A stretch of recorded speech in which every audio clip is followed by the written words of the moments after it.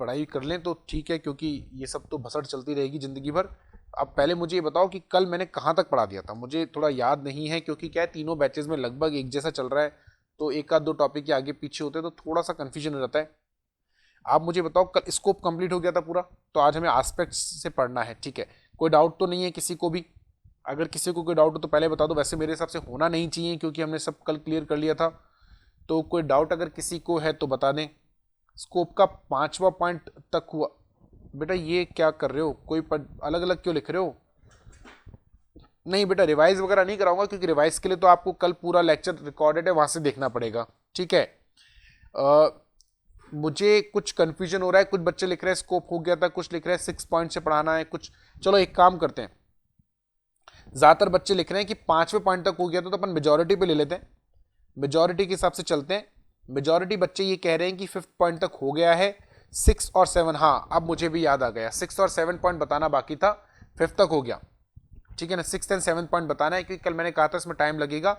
Good, सरिता ने लिखा, शिवी ने भी लिखा, मोनिका ने भी लिखा, अजीत सिंह ने भी लिखा, बहुत सारे बच्चों ने लिख दिया, तो इसका मतलब इतने बच्चे तो अगर कह रहे हैं तो फिर ये सही होगा। चलिए बेटा, तो अपन लोग ले लेते हैं 6 पॉइंट से। अपन स्कोप की बात कर रहे थे। अच्छा, एक बच्चे ने सवाल पूछा था, स्कोप का कौन सा पॉइंट बोला था, मैं तो भूल ही गया पूछने के लिए। उसने बोला सर वो पॉइंट समझा दो।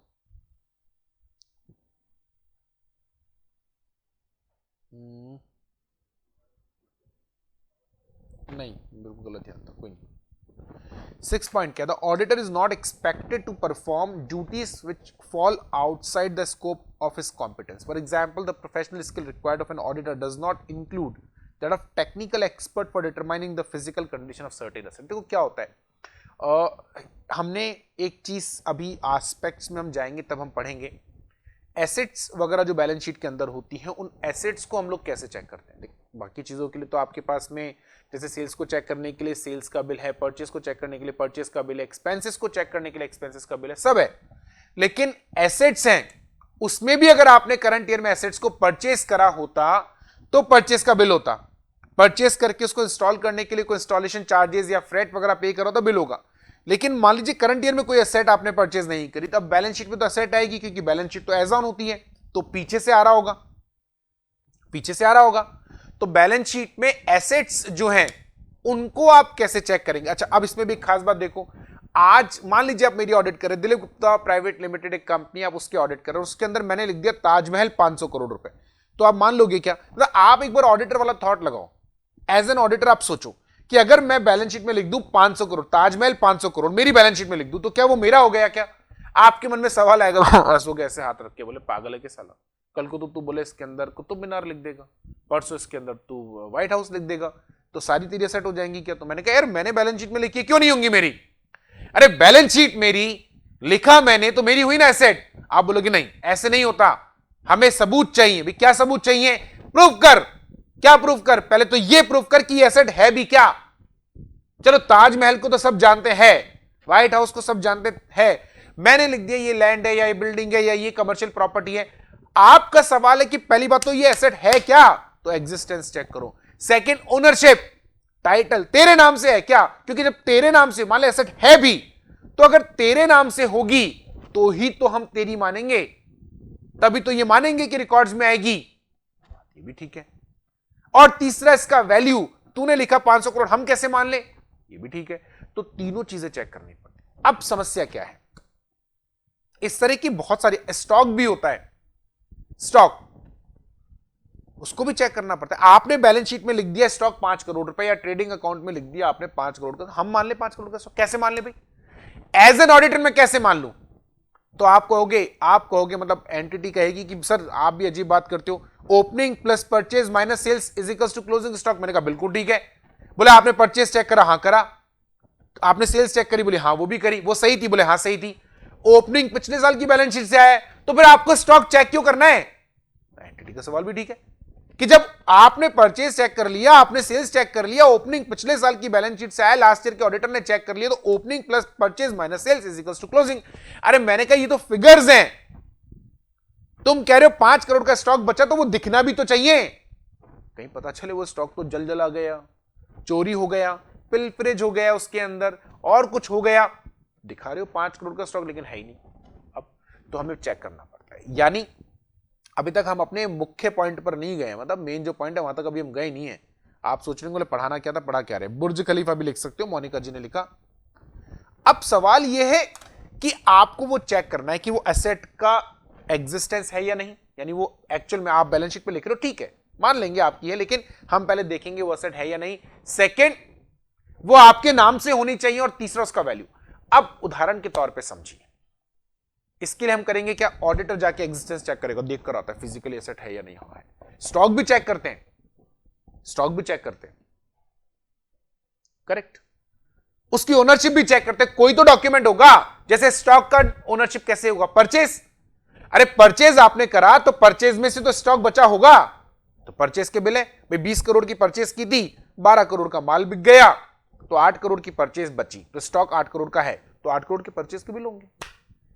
अगर आपके पास कोई लैंड या बिल्डिंग है, तो उस लैंड या बिल्डिंग को आपने जब परचेज करा होगा तो कोई रजिस्ट्री कराई होगी, कोई एग्रीमेंट कराया होगा, कुछ तो कराया होगा, वो दिखा दो, वैल्यू।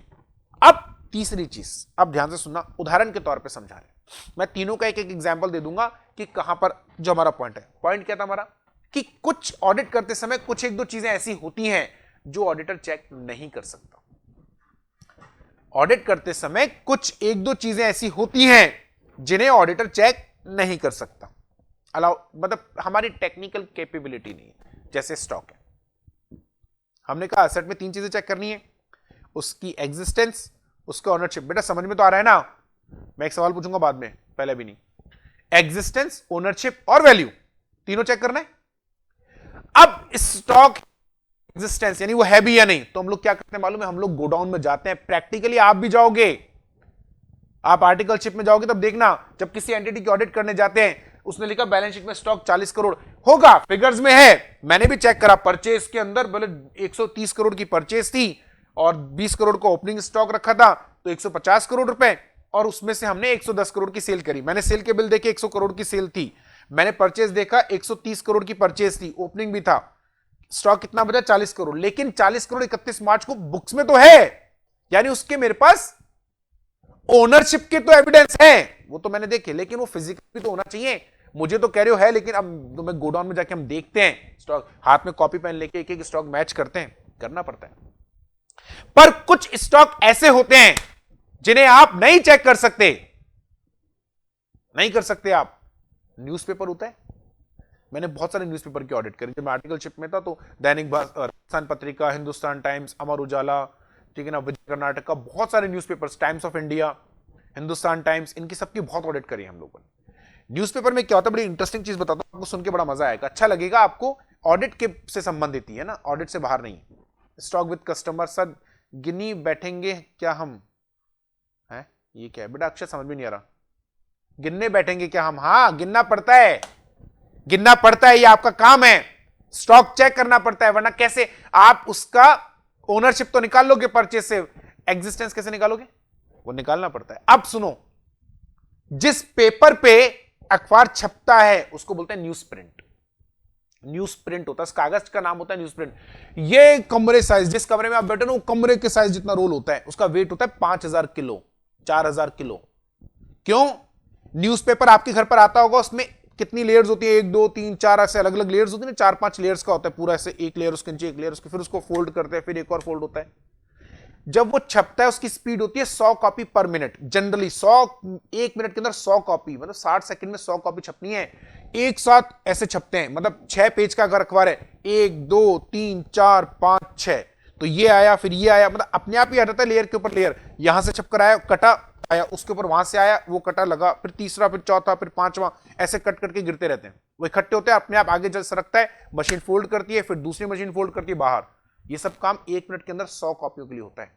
अब वो सोचो प्रिंटिंग कितनी स्पीड से हो रही है, और वो प्रिंटिंग इतनी स्पीड से अगर वो रोल छोटा लगा दें तो हर 10 मिनट में रोल खत्म हो जाएगा, बार बार चेंज करने में इतना टाइम निकल जाएगा, और कॉपियां छापनी है आपको एक रात में 40 करोड़, 50 करोड़, 10 करोड़, 5 करोड़, जितनी भी है, मैं एक एग्जांपल ले रहा हूं, कम से कम भी क्वांटिटी मतलब 10 लाख कॉपियां भी छापनी है रोज की। अखबार तो रोज ही छपता है, एक दिन पहले छाप के तो रख नहीं सकते, कैसे काम होगा, है ना। अब उसमें क्या करते हैं, तो न्यूज प्रिंट का इतने बड़े बड़े रोल होते हैं, 5000 किलो, 2000 किलो, 1500 किलो, 4000 किलो ऐसे। और न्यूज़पेपर में एक सबसे बड़ी समस्या क्या है, आपको 1.5 से 2 महीने का स्टॉक रखना पड़ता है, क्यों?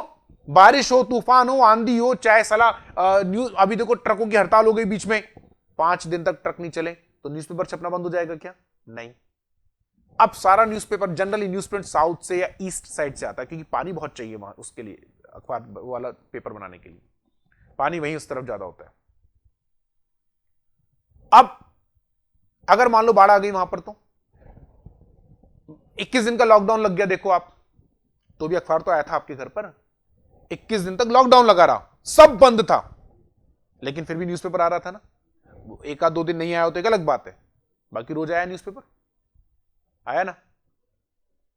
देखो, तो आखिर आपको 2-2 महीने का स्टॉक नहीं रखा तो क्या होगा? तो उनके गोडाउन, मतलब आप जिस कमरे में बैठे हो इस समय, उस कमरे के 5 गुना 4 गुना ऊपर, यानी उसकी हाइट देखो आप, 50 फीट हाइट, और ये बड़े बड़े रूम 200 मीटर 150 मीटर लंबे चौड़े, और एक दिन के अंदर 10 से 12 रोल लगते हैं। तो आप सोचो कि आपको अगर 2 महीने का स्टॉक रखो, कितने रोल होंगे? छोटी वाली जो क्रेन आती है ना, उठा उठा के रखती है।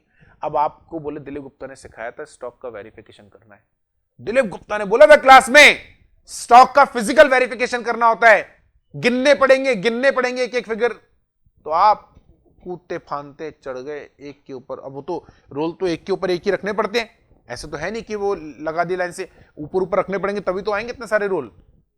अब आप कूदते फांदते चढ़ रहे हो और दे धमाधम दे धमाधम दे धमाधम, पीछे से एक रोल सरकता हुआ है, और अगले दिन के न्यूज़पेपर में भी आप थे और न्यूज़पेपर भी आप पर था, समझे आप? मतलब आप ही का न्यूज़पेपर बन गया, अगला दिन का पेपर आप पे छपेगा, आपके बारे में। कर लो वेरिफिकेशन। जब आपको पता था कि ये चीज टेक्निकल है, आप नहीं कर सकते, तो क्या लेने के लिए आप उछल कूद मचा रहे थे? आपने कहा सर आपने तो कहा था स्टॉक का वेरिफिकेशन, अरे तो ये भी कहा था जो चीज आपके टेक्निकल कॉम्पिटेंस में नहीं आती उससे दूर रहो। और ये लिखने में कोई शर्म की बात नहीं है कि मैं ये चीज चेक नहीं कर सकता क्योंकि मैं टेक्निकली क्वालिफाइड नहीं हूं, या फिर आप किसी टेक्निकल एक्सपर्ट को अपने साथ लेकर आते, उसका पैसा एंटिटी देता है, घबराओ मत। यदि कोई काम ऑडिट के दौरान आपको करना है लेकिन आप नहीं कर सकते, तो आप टेक्निकल एक्सपर्ट को साथ लेकर आओ। बिल्डिंग है, एंटिटी का ऑफिस है, बड़ा सा ऑफिस है, एंटिटी लिखा बैलेंस शीट में इसका वैल्यू 500 करोड़ रुपए, डब्ल्यूडीवी चला हुआ आ रहा होगा, लेकिन हर 5 साल 7 साल में रीवैल्यूएशन तो कराना पड़ता है, 5 नहीं तो 10 साल में कराओगे। इस साल एंटिटी ने रीवैल्यूएशन कराया, बोले इसका वैल्यू 450 करोड़। मैं कैसे मानूं 450 करोड़ है? तो एंटिटी ने बोला कर ले तू रीवैल्यूएशन। आपको आता है क्या? आप इंजीनियर थोड़ी ना है, आप चार्टेड इंजीनियर होते तो आप कर लेते, इंजीनियर तो नहीं हो आप। So how you will make the valuation of that stock? अभी तो आपको किसी एक्सपर्ट को बुलाना पड़ेगा, कोई एक्सपर्ट को साथ में लेकर आना पड़ेगा। घबराओ मत, उसके पैसे एंटिटी देता है, और अगर एंटिटी पैसे नहीं दे रहा तो मत कराना। फिर आप लिख देना ऑडिट रिपोर्ट में, हम आपको अधिकार है, इंस्टीट्यूट ने अधिकार दिया, लिख दो रिपोर्ट में। मैसेजेस आ रहे हैं बच्चों की, क्या हो गया? कैमरा ऑफ हो गया, camera camera camera camera off हो गया, चालू हो गया।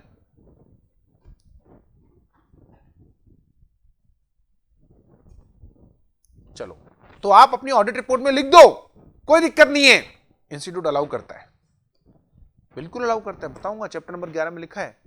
तो जिस काम में आप टेक्निकली, देखो मैंने आपको वैल्यूएशन का एग्जांपल दे दिया, एग्जिस्टेंस का एग्जांपल दे दिया, अब ओनरशिप का। कई बार ऐसा होता है कि किसी एसेट की ओनरशिप नहीं पता होती या आप चेक नहीं कर सकते। जैसे कोई एसेट आपने परचेस करी तो उसके पेपर्स होते हैं, लॉ, अब देखो रजिस्ट्री के पेपर्स हैं, 50 तरह के लीगल पेपर्स होते हैं, तो किसी लॉयर को बुलाओ। आप बोलो एंटिटी से, बोले मुझे ये समझ में नहीं आ रहा लेकिन मुझे ऑडिट करना जरूरी है, तो मैं लॉयर को अपने साथ लेकर आऊंगा। एंटिटी बोले हम पैसे नहीं देंगे, पैसे देने पड़ेंगे, नहीं दोगे तो मैं रिपोर्ट में लिख दूंगा। क्या लिखोगे रिपोर्ट में? कि मैंने इस एंटिटी के सारे फाइनेंशियल स्टेटमेंट चेक करे, एक एक चीज वेरीफाई करी है, या जितनी भी आपने करी है ट्रू एंड फेयर भी है या नहीं है, जैसा भी केस है, लेकिन बिल्डिंग के बारे में मैं कुछ नहीं कह सकता क्योंकि मुझे नहीं पता। मुझे क्यों नहीं पता? क्योंकि मैंने चेक नहीं करा। क्यों नहीं करा? क्योंकि मैं टेक्निकली क्वालिफाइड नहीं हूं। तो बाहर से क्यों नहीं लेकर आए आप किसी लॉयर को? एंटिटी ने पैसे नहीं दिए। अब एंटिटी की बज्जी कौन लेगा? शेयर होल्डर्स लेंगे, हमारा काम खत्म। आप एकदम, ये आपको अधिकार की ये लिखना कि मैं नहीं कर सकता ये काम, भी इंस्टीट्यूट ने दिया, लेकिन ये मत करना कि हर काम के लिख दो, ये भी नहीं कर सकता, ये भी नहीं कर सकता, ये भी नहीं कर सकता, तो फिर तुम एक काम करो, तुम सीए भी नहीं कर सकते, फिर तुम्हारी डिग्री भी बेकार है, तो तुम बाहर। ऐसे नहीं बोल रहे, वाकई में जो काम आपकी टेक्निकल क्वालिफिकेशन में नहीं आता हो। करेक्ट? चले आगे। कोई डाउट हो तो पूछो। अरे कोई डाउट हो तो पूछो बेटा। नहीं है कोई डाउट, होगा ही नहीं वैसे। सर बैंक ऑडिट पे बैंक का कैश भी काउंट, बिल्कुल करते हैं बेटा, काउंटर पे बैठ के कैश और जस्ट कैश काउंट करते हैं ना, तो सबको रोक देते हैं। मतलब हम जाते हैं एकदम सडन, क्या बिल्कुल, मतलब उस समय बैंक ऑडिट में तो बड़ा मजा आता है, उसमें तो हम लोग एकदम बिल्कुल जेम्स बॉन्ड की तरह जाते हैं, कैश काउंटर पे जाते बोलते रोक, जो जैसा है वही रोक दे। हाथ में अगर तेरे मतलब कैश रख रहा है ना काउंटर, रखे ही मत, यही छोड़ दे इसको और तू बाहर हो जा। अब कैशियर तुम्हारे हवाले साथी, क्यों? क्योंकि आपने अगर उसको पहले बता दिया तो वो क्या करेगा मालूम है, वो कैश का बैलेंस मैच करके रखे, कम पड़ रहे होंगे जेब से डाल देगा, ज्यादा होंगे जेब में रख लेगा। अभी आपको क्या पता, कैश पे लिखा थोड़ी होता है इसका कैश उसका कैश, कैश तो कैश होता है। भाई 2000 के नोट पैसे मेरे हाथ में आया तो मेरा नाम लिख गया दिलीप गुप्ता, मुकेश के हाथ में गया तो मुकेश जी लिख गया ऊपर, अब जी लगाना पड़ेगा, इनके नाम क्या क्या, अब ये जैसे हम लोग हमारे ओ जी ए जी, अब इनको लगाना पड़ता है। आ रही बात सुन, वॉइस तो चाहिए, अरे बच्चे कह रहे वॉइस नहीं आ रही है, आ तो रही बेटा, कैमरा ऑन है, स्विच सब ऑन है, वॉइस आ रही किसको? साहिल विजय, वॉइस नहीं आ रही, क्या प्रॉब्लम हो गई बेटा? अरे रेड ही मारते हम लोग कोई, अरे यार तुम अपने आप को अंडर एस्टिमेट क्यों करते हो यार? तुम ऑडिटर का बेटा जो जलवा होता है ना बड़ा खतरनाक होता है, रेड पिक्चर नहीं आई थी एक, हाँ वैसी धूम मचाते हैं हम लोग एकदम, मजा आता है ऑडिट करने में। अगर आपके साथ आर्टिकल शिप में ढंग का सीनियर गया तो मतलब ऑडिट में मजे आ जाएंगे, और ऐसी खातिरदारी होती है आपको बता नहीं सकते। मतलब आप मतलब जितनी खातिरदारी आपके ससुराल में नहीं होगी ना, उससे ज्यादा खातिरदारी मेरी ऑडिट पर होती है, पता है आपको। और मैं मजाक नहीं कर रहा हूं, आपको लग रहा होगा बोले तो साला ऐसी फालतू फेंक रहा है, बोले मजाक नहीं कर रहा हूं, सच कह रहा हूं। अगर आपको वाकई में ढंग से ऑडिट करनी आती है ना, यानी ऑडिट करने का मतलब समझते हो आप, अगर आपको ढंग से लेनी आती है, हम ऐसे ही बोलते हैं मतलब भाषा थोड़ी सी भले ही अजीब सी लगती हो, लेकिन सच यही है, अगर आपको ढंग से लेनी आती है ना तो आपकी ऐसी खातिरदारी होगी, आपको लगे बोले यही पढ़ा रहा हूं मैं। लेकिन उसके लिए जरूरी क्या है, अपना आंख नाक कान जो है ना सब खुले रखने पड़ते हैं ऑडिट करने के लिए बेटा, एकदम active. Sir during bank audit if you want find any duplicate currency, अरे बेटा अब ये बैंक ऑडिट के सवाल मत पूछो यहां पर, क्योंकि बैंक ऑडिट के लिए पूरा चैप्टर बनाया है, चैप्टर नंबर 12 बना हुआ है, वहां पे पूछना। बैंक ऑडिट के सवाल अभी नहीं बताऊंगा, गिफ्ट्स और मिलते हैं, अब मिलते हैं थोड़े बहुत मिल जाते हैं, ये थोड़ा व्यक्तिगत जो है सवाल हो गया। और सच में वो यही बात बताते हैं बिल्कुल, पर ऐसा भी सुना है कि बहुत काम करना होता है आर्टिकल को, बस सुना है यही तो समस्या है, पर ऐसा भी सुना है। अरे बेटा ये सब तुमने सुना है, पर साइन करने तक ही होती है खातिरदारी। तो बेटा अब तू क्या चाहता है, जिंदगी भर तुम्हारी खातिरदारी होती रहे क्या? क्या चाहते हो बेटा आप? दीक्षा ने लेके बोले सिर्फ साइन करने तक खातिरदारी होती है, इतनी कम है क्या? साइन करने में भी 4-5 दिन लगते हैं। आप क्या चाहते हो बेटा कि जिंदगी भर आपकी खातिरदारी करते रहे, मतलब आप वहां से आगे उसके बाद भी घर पे गिफ्ट बेचते रहे? वो काम सिर्फ एक ही जना करता है, समझे आप? चलिए, the constant on the scope of audit of financial statements that impair auditors ability to express an unqualified opinion on such financial statement should be set out in his report and a qualified opinion और disclaimer of opinion. देखो एक चीज समझो, इसमें ना कुछ technical words हैं, जैसे qualified opinion, unqualified opinion, disclaimer. देखो बेटा ये शब्द तो अभी समझ में आएंगे नहीं, टू बी वेरी क्लियर नहीं आएंगे। ये चैप्टर नंबर 11 है ऑडिट रिपोर्ट वाला, वहां पर पढ़ना है। चाहे इसके आगे आप ये मत समझो मैं मार्क करा रहा हूं तो आगे नहीं पढ़ाऊंगा, मैं जहां मेरे को जो नहीं पढ़ाना होगा मैं स्ट्रेट फॉरवर्ड कटवा दूंगा। आप जिससे जाकर चाहे शिकायत कर देना, बोले दिलीप गुप्ता ने कटवा दिया, पढ़ाता नहीं, मैं नहीं पढ़ाऊंगा तो नहीं पढ़ाऊंगा, कंफर्म है, ठीक है? जो मैंने काट दिया ऐसे क्रॉस लगा दिया, नहीं तो नहीं, क्योंकि वो काम का नहीं है इसलिए छुड़वा रहे, आपके भविष्य के साथ थोड़ी ना खिलवाड़ करेंगे। लेकिन जहां मैंने मार्क कराया ना कि इस चैप्टर में पढ़ेंगे, अगर वो चैप्टर हो जाए और वो पॉइंट क्लियर नहीं हो तो मेरे पास आ जाना, बोले सर आपने कहा था ये चैप्टर के बाद ये पॉइंट क्लियर हो जाएगा, नहीं हुआ बढ़ाओ, मैं दोबारा पढ़ाऊंगा, चाहे साला पूरा चैप्टर दोबारा पढ़ाना पड़े, आप बिल्कुल निश्चिंत रहो। और थर्ड, इस बात की गारंटी दे रहा हूं, अगर कोई चीज मैंने कटवाई है ना तो आप चाहे पास्ट का कोई पेपर उठाकर देख लो, अगर उस पर क्वेश्चन आया हो तो नहीं आएगा, कंफर्म नहीं आएगा, मैं कह रहा हूं नहीं आएगा बिल्कुल, क्योंकि हम लोग बहुत सोच समझ के, ऐसे कोई हवा में रॉकेट साइंस थोड़ी ना बेटा, पुराना ट्रेंड देख के हमें पता है कि किस चीज पर क्वेश्चन बन। हां ये जरूर है कि किसी चीज को अगर स्किप कराए तो वो टाइम नहीं, हां अगर मैं आपको ये भी कटवा भी नहीं रहा, मैं आपको यह भी नहीं बोल रहा हूं कि इस वाले चैप्टर में पढ़ेंगे, तो आप सवाल कीजिए कि सर आपने कटवाया भी नहीं और आपने बताया भी नहीं, कुछ तो करना पड़ेगा आपको। Is it clear? चलो, तो ये जो 7वें नंबर का पॉइंट है इसमें मालूम है क्या प्रॉब्लम है, इसमें चैप्टर 11 का सर बैंक ऑडिट के अलावा कोई ऑडिट के बारे में थोड़ा एक्सप्लेन कर दो, गिफ्ट्स और मिलते हैं क्या, पूछना क्या चाह रहे हो, गिफ्ट्स मिलते हैं या ये है या नहीं ये पूछना चाह रहे हो, या कोई और ऑडिट एक्सप्लेन कर दूं ये पूछना चाह रहे हो, ये तो पहले क्लियर करो आप, पहले ये क्लियर करो सवाल क्या है। गिफ्ट्स मिलते हैं या नहीं ये नहीं बताऊंगा क्योंकि मुझे नहीं पता, क्योंकि मुझे नहीं मिले, और मिले भी होंगे तो बताऊंगा नहीं। और किसी ऑडिट के बारे में देखो बेटा ऐसा है, ऑडिट करने का तरीका हर एंटिटी का सेम होता है। अभी एस्पेक्ट्स में जा रहे हैं, ये सवाल जो आपने पूछा इसको याद रखना, और कल जब एस्पेक्ट्स बताऊंगा, अरे मैं ऑडिट में कहूं बेटा मैं चार्टेड अकाउंटेंट हूं, तुमको पता नहीं क्या। ये देखो एक बच्चा अभय सवाल पूछ रहा है, अरे बच्चे कह रहे हैं स्क्रीन शो नहीं हो रही यार मुकेश, देखना हो रही है बेटा स्क्रीन, आपके वाले मोबाइल में प्रॉब्लम होगी, आपके नेटवर्क इशू, क्योंकि बाकी सब बच्चों को आ रहा है। सर आप गए हो क्या ऑडिट पे? बेटा मैं आपकी जानकारी के लिए बता दूं, मैं भी चार्टेड अकाउंटेंट हूं, प्रैक्टिस करता हूं, मेरी फर्म है दिलीप गुप्ता एंड एसोसिएट्स, और हम हर तरह की सेवाएं देते हैं। आपको कभी भी किसी सेवा की जरूरत हो, चाहे ऑडिट की हो, चाहे रिटर्न भरवाने की हो, चाहे रजिस्ट्रेशन कराना हो या कोई और, वो सब हम करते हैं। और ऑडिट पे गए हैं तभी तो पढ़ा रहे हैं ऑडिट। ये तो ईगो वाला सवाल पूछ लिया बेटा आपने, चलो कोई नहीं, अब मैं आपसे देखो आपको परेशान करूंगा बार बार, आपने मेरा ईगो हट कर दिया, अब मैं 12 परेशान करूंगा आपको। क्या नाम है इसका? अभय चतुर्वेदी। चलो तो बेटा कई बार क्या होता है, ये इसमें जो टेक्निकल वर्ड्स है ना इनको अपन छोड़ देते हैं, अभी पढ़ेंगे बट बाद में, लेकिन इसमें जो एक शुरू की एक लाइन है उतना मैं बता देता हूं जितना अभी काम का है। कई बार क्या होता है कि हम ऑडिट करने के दौरान, इस कांस्टेंट का मतलब होता है किसी तरह का रेस्ट्रिक्शंस या किसी तरह की कोई प्रॉब्लम आ गई। कई बार ऐसा होता है ऑडिट कर रहे हैं, ऑडिट के दौरान कि that you encounter a problem which could not be solve, या फिर ऐसे बोले कि which is not created by anyone, ना तो एंटिटी की गलती ना आपकी गलती, लेकिन अब करें क्या। अब उस केस में आपको क्या करना चाहिए, मैं उदाहरण से समझाऊंगा आपको।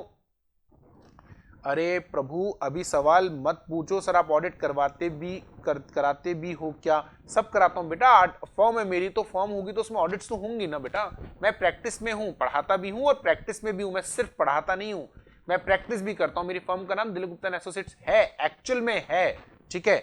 सर अगर आपकी फर्म है तो टीचिंग लाइन में कैसे? अरे ऐसे ही आ गए बेटा, तुम मैं नहीं होता तो तुम्हें पास कौन कराता ऑडिट में? आज पूछो सर आप क्यों, फिर पूछोगे सर क्यों नहीं हो, कल नहीं आऊंगा तो बोलोगे सर क्यों नहीं आए। अरे मैं नहीं आता तो बेटा तुमको ऑडिट में कौन पास कराता? आप बोलोगे अपनी तारीफ खुद ही कर लेता है। मैं किसी के द्वारा अपनी तारीफ करने का इंतजार नहीं करता, तुम तारीफ करो नहीं करो तुम्हारा क्या पता। How can you do both at the same time? I can do it. जब मिलोगे ना तुम लोग फेस टू फेस तब बताऊंगा, अभी पढ़ लेते हैं। तो ऑडिट के दौरान कई बार क्या होता है बेटा, हम लोग ऐसी परिस्थिति में फंस जाते हैं, जैसे फॉर एग्जाम्पल आप किसी कंपनी की ऑडिट कर रहे हैं, उसकी है 4 ब्रांचेस और एक हेड ऑफिस। अब कंपनी की ऑडिट कर रहे हो तो मुझे चारों ब्रांचेस चेक करनी पड़ेंगी, मुझे हेड ऑफिस भी चेक करना पड़ेगा। अब उसमें से एक ब्रांच है उत्तराखंड में, तो जनरली क्या होता है जब हम ऑडिट करते हैं तो या तो हम ब्रांच पे चले जाते हैं, भाई ब्रांच के रिकॉर्ड ब्रांच में जाकर चेक करके आ गए। छोटी ब्रांच होती है, चूंकि आने जाने का खर्चा लगता है, थोड़ा टाइम भी कंज्यूम होता है, तो उसके रिकॉर्ड्स मंगा लेते हैं, but anyhow records check करने हैं।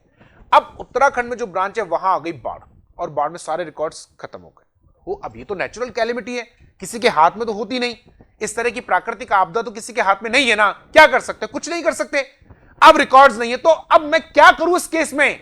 नहीं है रिकॉर्ड तो नहीं है, तो हम ऑडिट रिपोर्ट में ये लिख सकते हैं कि इस एंटिटी के financial statement true and fair भी शो करते हैं, लेकिन इस एंटिटी की इस पर्टिकुलर ब्रांच के रिकॉर्ड्स मैंने एग्जामिन नहीं करे क्योंकि ऐसा ऐसा हो गया था, इसे बोलते कांस्टेंट। कई बार किसी एंटिटी की ऑडिट कर रहे हैं, बीच में इनकम टैक्स की रेड हो गई या कोई और स्टैट्यूटरी इस तरह का कुछ हो गया, वो रिकॉर्ड्स को जब्त करके ले गए। अब ले गए क्या करूं मैं?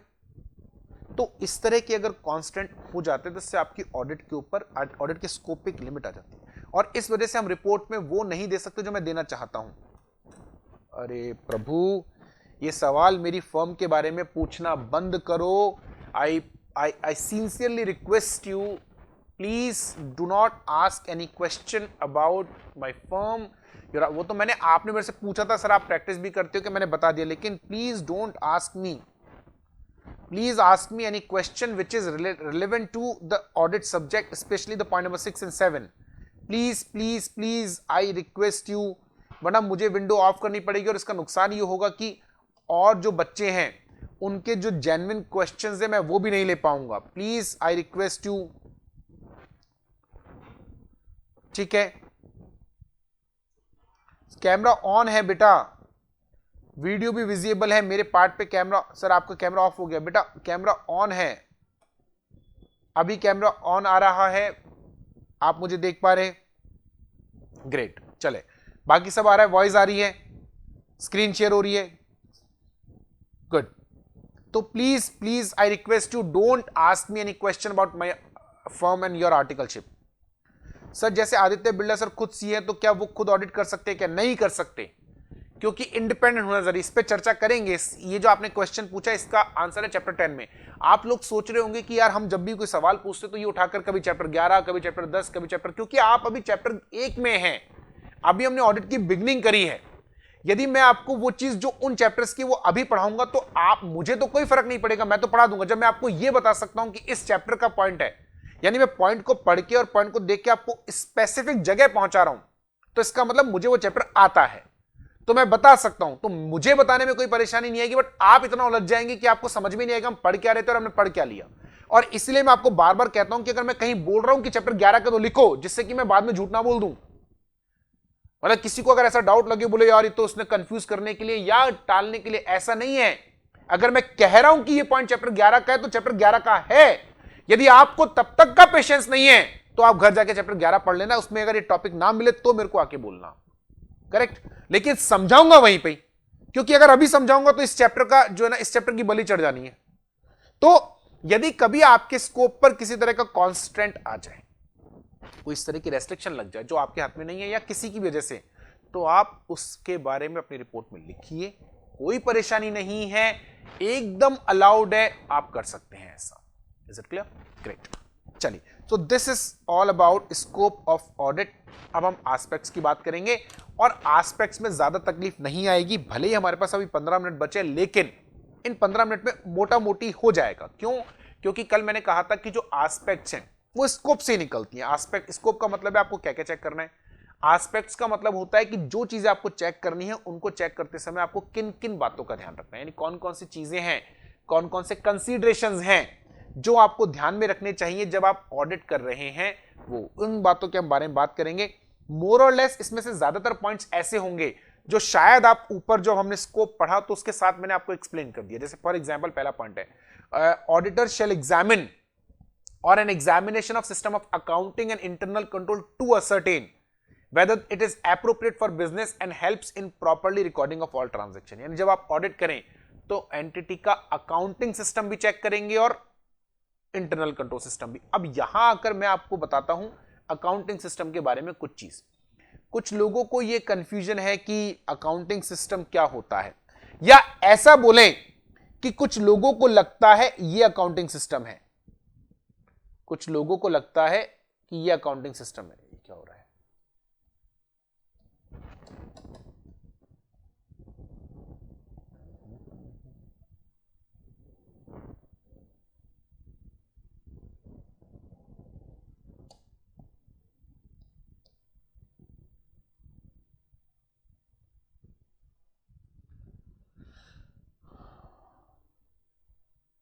ये देखो, ये मैंने क्या अभी आपसे पहले वाले बैच में समझाया था, तो इसीलिए जो है ना बना बनाया है, ज्यादा मेहनत नहीं करनी पड़ेगी। कुछ लोगों को लगता है कि जनरल एंट्री से लेजर, लेजर से ट्रायल बैलेंस, ट्रायल बैलेंस से आपने फाइनेंशियल स्टेटमेंट बनाया, तो ये अकाउंटिंग सिस्टम है। यानी जनरल एंट्री को बना देना, जनरल एंट्री से लेजर बना देना, लेजर से ट्रायल बैलेंस, P&L हो गया। नहीं नहीं नहीं, ये नहीं है अकाउंटिंग सिस्टम, इससे ज्यादा है। जनरल एंट्री से लेजर तक पहुंचने के लिए, या जनरल एंट्री से सीधा फाइनेंशियल स्टेटमेंट की बात करते हैं, जनरल एंट्री से फाइनेंशियल स्टेटमेंट तक पहुंचने के दौरान आपको अकाउंटिंग पॉलिसीज लगाने पड़ते। कल बताया भी था। याद करो, जब आपके सामने ट्रांजैक्शन है फ्रैट पेड 5,000 रुपए, तो जनरल, हम सीधी जनरल एंट्री करते, freight account debit to cash नहीं। जैसे ही पता चला, जैसे ट्रांजैक्शन का आइडेंटिफिकेशन हुआ, जैसे ट्रांजैक्शन का आइडेंटिफिकेशन हुआ, वैसे ही आपके दिमाग में क्या बन गया, इमीडिएटली आप पूरा एनालिसिस देखो क्या हो रहा है। एनालिसिस, इमीडिएटली एनालिसिस हो रहा है। क्या एनालिसिस हो रहा है कि यार ये फ्रैट हमने मशीन पे पे, मतलब असेट के लिए पे करा, या हमने परचेस के लिए पे करा। अगर असेट के लिए पे करा तो ये कैपिटलाइज होगा, मशीन की कॉस्ट में ऐड होगा, तो उसमें फ्रैट अकाउंट डेबिट नहीं होगा, मशीन अकाउंट डेबिट होगा। लेकिन अगर हमने ये परचेस के लिए पे करा है तो ये फ्रैट अकाउंट में डेबिट होगा, यानी रेवेन्यू नेचर का होगा, P&L में जाएगा। जनरल एंट्री करने से पहले आप ये सारा इवैल्यूएशन, यानी ट्रांजैक्शन का आइडेंटिफिकेशन और ट्रांजैक्शन का क्लासिफिकेशन, ये आप जनरल एंट्री से पहले करते हो तो ये भी अकाउंटिंग सिस्टम में ही आता है। जनरल एंट्री करते समय आप जो अकाउंटिंग प्रिंसिपल लगा रहे हो, मेथड्स लगा रहे हो, वो भी अकाउंटिंग सिस्टम में आता है। ये पूरा अकाउंटिंग सिस्टम है। बोलने में भले ही ऐसा हो, जैसे बोलने में मैंने सीए करा, पर इसका मतलब ये नहीं है कि आपने सीधा सीए फाइनल दिया। आपने फाउंडेशन भी क्लियर करा, आपने इंटर भी क्लियर करा, आपने फाइनल भी क्लियर करा, आपने आर्टिकलशिप भी करी, तब जाके सीए हुआ। बोलने में आता है फाइनेंशियल स्टेटमेंट बनाए, बट सिर्फ फाइनेंशियल स्टेटमेंट नहीं बन रहे, सिर्फ फाइनेंशियल स्टेटमेंट नहीं बन रहा। So accounting system is not only preparing the journal entries and ledger from the source document, it is more than that. It is identification of transaction, classification of transaction, then recording that transaction into journal entry, then posting it to the ledger, then trial balance, then financial statements. And while making this process, we consider the accounting policies, accounting methods, accounting techniques, etc., etc., etc. We need to check this accounting system, as well as we need to check the internal control system. Agree? ये check करना है। खैर, मैंने कहा था जब आप scope पढ़ेंगे, एस्पेक्ट्स पढ़ेंगे, कल भी कहा था जब स्कोप पढ़ाया था कि एस्पेक्ट्स पढ़ते समय बहुत सारी चीजें ऐसी होंगी जो आपको लगेगा ये तो हमने कल पढ़ लिया। करेक्ट, वो बिल्कुल ऐसा है जो आपने कल पढ़ लिया। ओके, नेक्स्ट चलते हैं। Reviewing the system and procedure. मैं इस पॉइंट को बहुत सारे पॉइंट में मैं बोलूंगा अभी ये बात। रिव्यूइंग सिस्टम एंड प्रोसीजर, जो एंटिटी का सिस्टम एंड प्रोसीजर उसको चेक करो वो एडिक्वेट है, कॉम्प्रिहेंसिव। अरे जब आपने एंटिटी में दो ही चीजें होती हैं, सिस्टम एंड प्रोसीजर के नाम पे दो ही चीजें, एक तो अकाउंटिंग सिस्टम और एक internal control system. Accounting system तो चलो हम फिर भी एक बार ये मान ले कि वो सिर्फ अकाउंटिंग डिपार्टमेंट का होता है, अकाउंट्स का होता है, लेकिन इंटरनल कंट्रोल सिस्टम तो पूरे ऑर्गेनाइजेशन के किसी भी डिपार्टमेंट में लग सकता है। वो तो किसी भी डिपार्टमेंट में लग सकता है, उसमें तो कोई प्रॉब्लम नहीं होती है, वो तो सिंपल सी बात है। अग्री, वो तो पूरे ऑर्गेनाइजेशन में हो सकता है। लेकिन अब मेरी बात समझना जरा ध्यान से, जब आपने अकाउंटिंग सिस्टम और इंटरनल कंट्रोल सिस्टम चेक करवा दिया तो और क्या रह गया चेक करने के लिए फिर भाई? अब कौन सा सिस्टम बाकी है? तो मेरे हिसाब से तो इस पॉइंट की कोई जरूरत नहीं थी। जब आपने ऊपर बोल दिया अकाउंटिंग सिस्टम चेक कर लो, इंटरनल कंट्रोल सिस्टम चेक कर लो, दैट्स इनफ। कुछ और चेक करने की जरूरत नहीं रह गई, दैट्स इट। तो काम करनी है। Third, checking of arithmetical accuracy of books of accounts. अगर मैं आपको ये ऑडिट आज से 25 साल पहले पढ़ा रहा होता, या आप ऑडिट 25 साल पहले कर रहे होते, तो इस पॉइंट को भयंकर वाला तवज्जो देते, मतलब भयंकर प्रायोरिटी पे रखते, भयंकर प्रायोरिटी पे, टॉप मोस्ट प्रायोरिटी के साथ हम इसको फिट करते। मालूम है क्यों? क्योंकि तब अर्थमेटिकल एक्यूरेसी बहुत थी। आपको याद हो तो जब हम 11th क्लास में पढ़ते थे तो मुझे तो व्यक्तिगत तौर पे ऐसा लगता है, क्योंकि मेरे साथ ऐसा हुआ कि हमें 10 ट्रांजैक्शंस का एक क्वेश्चन, क्योंकि उस समय जो क्वेश्चंस हुआ करते थे अकाउंट्स की बुक में वो 10 या 12 ट्रांजैक्शन के इतने ही होते थे, 10-12 हद मार के 15 ट्रांजैक्शंस। उनका एक क्वेश्चन, कॉम्प्रिहेंसिव क्वेश्चन, जिसमें आपको जनरल एंट्री भी करनी है, लेजर भी बनाना है, ट्रायल बैलेंस भी, financial statement. We used to take around 2 hours to complete a question. हाथ से बनाना पड़ता था जनरल एंट्री, वो लाइनें खींचो, फिर उसकी पोस्टिंग करना, और उसमें भी अगर कोई बाई चांस आपसे भसड़ हो गई ना, मतलब कोई ब्लंडर हो गया, जैसे आपने 2000 डेबिट में करा और क्रेडिट में 200 रुपए लिख दिया, 1 0 कम लिख दिया, ज्यादा लिख दिया, टोटल गलत लगा दिया, कैरी फॉरवर्ड गलत कर दिया, जनरल एंट्री से लेजर में पोस्टिंग गलती कर दी, अरे बाप रे! फिर तो जो गुस्सा आता था ना, फिर बैलेंस शीट मैच नहीं होता तो भयंकर गुस्सा आता है। और मान लो बैलेंस शीट मैच नहीं हो रही, एक बार 2 बार उसमें मम्मी आके मुझे खाना खा ले, अभी खा लूंगा, खाने की लग रही है आपको, मेरी बैलेंस शीट टैली नहीं हो रही, तो गुस्सा आ रहा है भयंकर वाला। आपको नहीं होता? लगता था ना कितना, मतलब इरिटेशन। और अगले दिन जाकर बैलेंस शीट 2 मिनट मैच हो जाती थी, गलती पता चल जाती थी। क्यों? क्योंकि मैनुअली, प्रैक्टिकली हम लोग हम जब अकाउंटिंग करते हो टैली सॉफ्टवेयर यूज करते हैं, you need to simply enter the account journal entry, that's it. Ledger नहीं बनाना, ट्रायल बैलेंस नहीं बनाना, फाइनेंशियल स्टेटमेंट बनता नहीं, ऐसा नहीं बनता है, हमें नहीं बनाना होता। क्यों? क्योंकि वो अपने आप बन जाता है। और अच्छी बात बताऊं क्या, तो अर्थमेटिकल एक्यूरेसी की पोस्टिंग के तो लफड़े खत्म। इवन जनरल एंट्री में भी गलती नहीं होती। डेबिट में लिखा 200 रुपए, क्रेडिट में 2000 रुपए, क्रेडिट में गलती से अगर आपने 200 लिखा, जैसे ही एंटर पंच करोगे एक और टैब खुल जाएगा, 1800 रुपए और बता। टैली पूछे बोले कहां जा रहा है, 1800 रुपए बता। क्यों?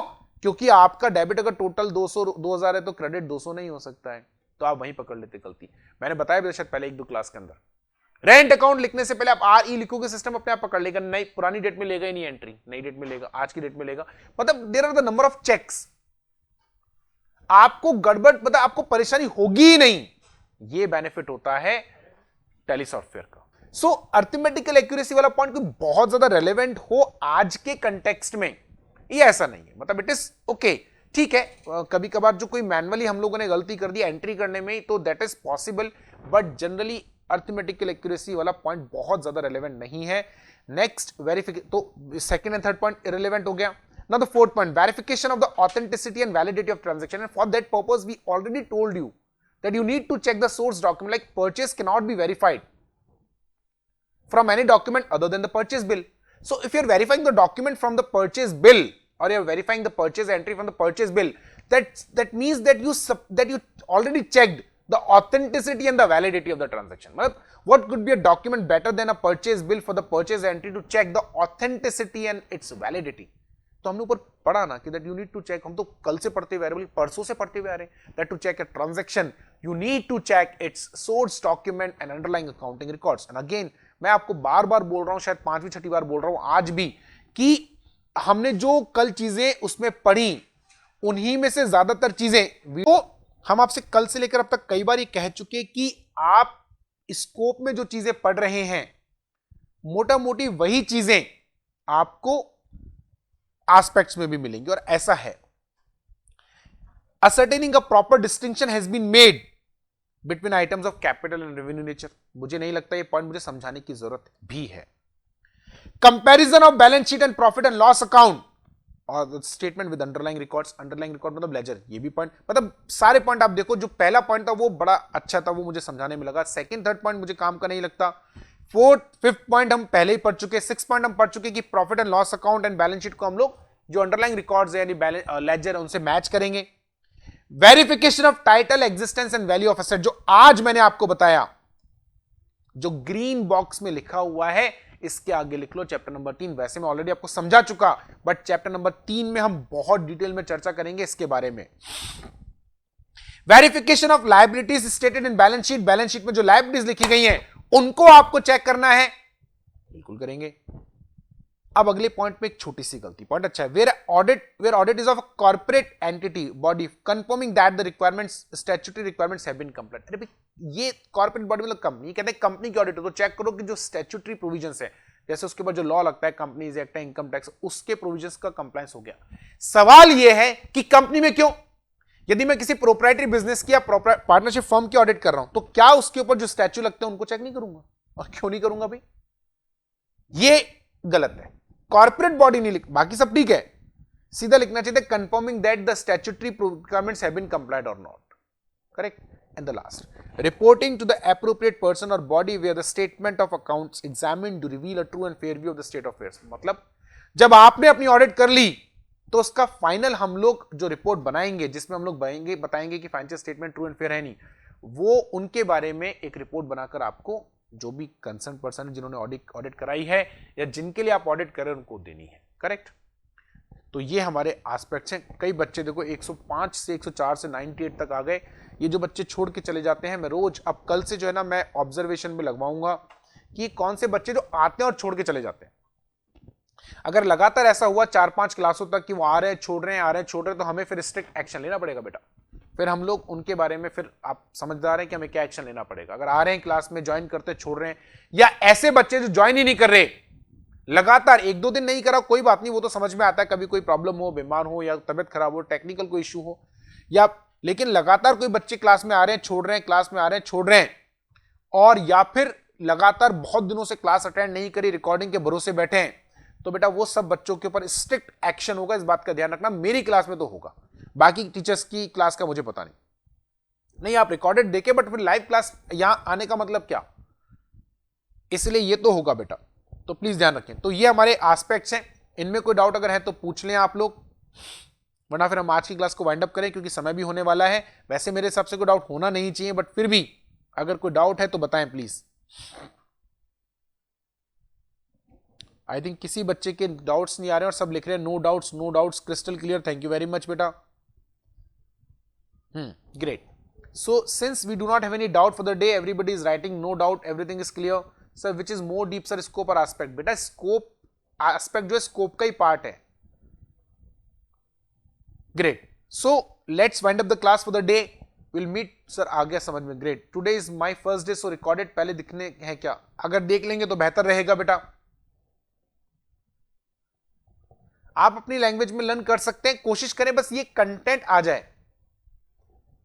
चलिए, तो thank you very much, have a great day.